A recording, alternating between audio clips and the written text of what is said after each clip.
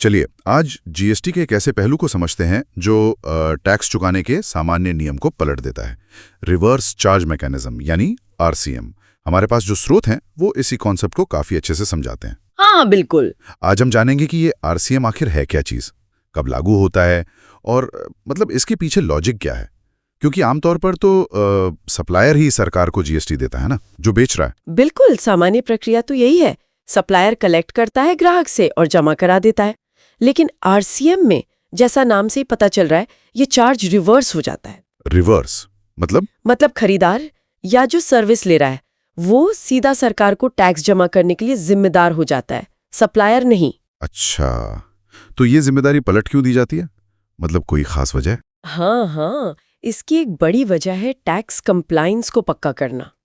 सरकार इसे अक्सर उन सेक्टर या ट्रांजैक्शंस में लगाती है जहां ये लगता है कि सप्लायर शायद टैक्स जमा ना करे या जहां टैक्स चोरी का रिस्क ज्यादा है। अच्छा, जैसे कि असंगठित क्षेत्र वगैरह। हाँ बिल्कुल, जैसे असंगठित क्षेत्र। तो खरीदार पर जिम्मेदारी डालने से क्या होता है कि कलेक्शन थोड़ा सुनिश्चित हो जाता है। ये इंटरेस्टिंग है। तो कानून में कहाँ लिखा है ये सब? स्रोत बताते हैं कि सीजीएसटी एक्ट का सेक्शन 9(3) और 9(4) और आईजीएसटी एक्ट का सेक्शन 5 है इसका आधार। हाँ, यही मेन सेक्शंस हैं जो इसे गवर्न करते हैं। हाँ, तो सेक्शन 9(3) से शुरू करें। ये क्या कहता है? जरूर। देखिए, सेक्शन 9(3) सरकार को पावर देता है कि वो कुछ खास गुड्स और सर्विसेज की एक लिस्ट नोटिफाई करे। हाँ। और उन नोटिफाइड आइटम्स पर फिर आरसीएम लागू होता है।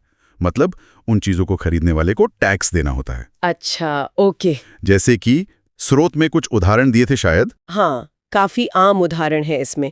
जैसे गुड्स ट्रांसपोर्ट एजेंसी मतलब जीटीए की सर्विसेज, अगर वो खुद टैक्स चार्ज नहीं कर रहे हैं, या फिर किसी वकील से ली गई लीगल सर्विसेज, स्पॉन्सरशिप सर्विसेज। वकीलों वाली सर्विसेज पर भी। हाँ, और डायरेक्टर अगर कंपनी को सर्विस दे रहा है और वो एम्प्लॉय नहीं है, यहाँ तक कि अगर कोई रजिस्टर्ड बिजनेस किसी अनरजिस्टर्ड वेंडर से सिक्योरिटी सर्विसेज लेता है, उस पर भी आरसीएम लग सकता है। अच्छा, तो इन सब मामलों में सर्विस लेने वाले को ही टैक्स देना है। ठीक है, अब सेक्शन 9(4) की बात करते हैं। स्रोत कहते हैं ये तब लगता है जब एक रजिस्टर्ड व्यक्ति किसी अनरजिस्टर्ड सप्लायर से कुछ खरीदता है। ये थोड़ा कंफ्यूजिंग लगता है। हाँ देखिए, ये सेक्शन ना शुरू में जब जीएसटी आया था तब इसका स्कोप बहुत बड़ा था। हर अनरजिस्टर्ड खरीद पर लग जाता था, जिससे बहुत दिक्कतें हुई थी। हाँ, मैंने सुना था। पर अब सरकार ने इसे बहुत लिमिट कर दिया है। अब ये मुख्य रूप से सिर्फ रियल एस्टेट सेक्टर में प्रोमोटर्स पर ही लागू होता है, वो भी तब जब वो अनरजिस्टर्ड सप्लायर से एक तय लिमिट से ज्यादा का सामान या सर्विस खरीदते हैं। आम बिजनेस पर इसका असर अब लगभग खत्म है। ओह अच्छा, तो मतलब ज्यादातर बिजनेस को अब 9(4) की चिंता करने की जरूरत नहीं है। हाँ, मोटे तौर पर कह सकते हैं फोकस ज्यादातर सेक्शन 9(3) वाली सर्विसेज और इंपोर्ट्स पर रहता है। इंपोर्ट्स का जिक्र आया तो वो आईजीएसटी एक्ट वाला सेक्शन 5 कैसे काम करता है? मान लीजिए कोई इंडियन कंपनी है, उसने फेसबुक से एड सर्विस ली। बिल्कुल सही उदाहरण है। जब इंडिया में बैठा कोई बिजनेस या व्यक्ति विदेश से कोई सर्विस इंपोर्ट करता है, मतलब सर्विस लेता है, तो उस पर आईजीएसटी लगता है और यहाँ भी आरसीएम लागू होता है। अच्छा। हाँ, यानी जो इंडिया में सर्विस रिसीव कर रहा है उसी को उस पर लगने वाला आईजीएसटी सरकार को जमा करना होता है।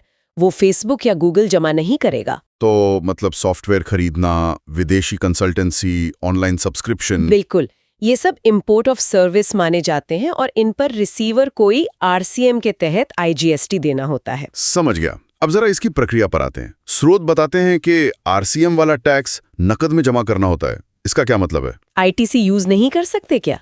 एकदम सही पॉइंट है। आरसीएम के तहत जो भी आपकी टैक्स लायबिलिटी बनती है उसे आप अपने इलेक्ट्रॉनिक क्रेडिट लेजर में पड़े आईटीसी से सेट ऑफ नहीं कर सकते। ओह हाँ, ये आपको अपने इलेक्ट्रॉनिक कैश लेजर से ही भरना पड़ेगा। मतलब असल में बैंक से पैसा जमा करना होगा। ये तो फिर कैश फ्लो पर असर डाल सकता है, खासकर छोटे बिजनेस के लिए। बिल्कुल डाल सकता है, क्योंकि पहले आपको अपनी जेब से टैक्स भरना पड़ता है, भले ही आपके पास क्रेडिट पड़ा हो। और मान लीजिए सप्लायर ने जीएसटी बिल नहीं दिया, खासकर वो अनरजिस्टर्ड वाला केस, अगर कहीं लागू हो भी रहा हो या 9(3) में भी कोई दिक्कत हो, तो उस केस में खरीदार की जिम्मेदारी और बढ़ जाती है। उसे खुद एक सेल्फ इनवॉइस जनरेट करना पड़ता है उस ट्रांजैक्शन के लिए और सारा रिकॉर्ड मेंटेन करना होता है। फिर अपने GSTR 3B रिटर्न में इसकी सही जानकारी देनी होती है कि इतना टैक्स RCM के तहत जमा किया है। कंप्लायंस का ध्यान रखना पड़ेगा। बिल्कुल, इसमें गड़बड़ी हुई तो नोटिस आ सकता है, पेनल्टी लग सकती है। लेकिन एक मिनट, जो टैक्स हमने कैश में भरा वो पैसा गया क्या? उसका कुछ नहीं मिलेगा? स्रोत कह रहे थे कि ITC बाद में मिल जाता है। नहीं, पैसा डूबता नहीं है, ये राहत की बात है। जो टैक्स आपने RCM के तहत कैश में चुकाया है, आप उसका इनपुट टैक्स क्रेडिट क्लेम कर सकते हैं। अच्छा, कब? अगले ही टैक्स पीरियड में, मतलब अगले महीने के रिटर्न में, बशर्ते वो खरीदी गई चीज या सर्विस आपके बिजनेस में इस्तेमाल हुई हो और ITC की बाकी शर्तें पूरी हों। ओके, तो मतलब पहले कैश दो, फिर अगले महीने क्रेडिट क्लेम कर लो। हाँ, एक तरह से वर्किंग कैपिटल कुछ समय के लिए ब्लॉक होता है, पर टैक्स का बेनिफिट मिल जाता है। ठीक है, तो अगर मैं समराइज करूं, RCM का मतलब है कुछ खास सिचुएशन में टैक्स देने की जिम्मेदारी सप्लायर की बजाय खरीदार पर आ जाती है। यह या तो सरकार द्वारा बताई गई गुड्स या सर्विसेज हो सकती हैं, सेक्शन 9(3), या बहुत ही लिमिटेड केस में अनरजिस्टर्ड से खरीद, सेक्शन 9(4), या फिर सर्विसेज का इंपोर्ट। बिल्कुल। और पेमेंट कैश में करनी होती है, पर उसका क्रेडिट बाद में मिल जाता है। सेल्फ इनवॉइसिंग भी करनी पड़ सकती है। एकदम सही सारांश है।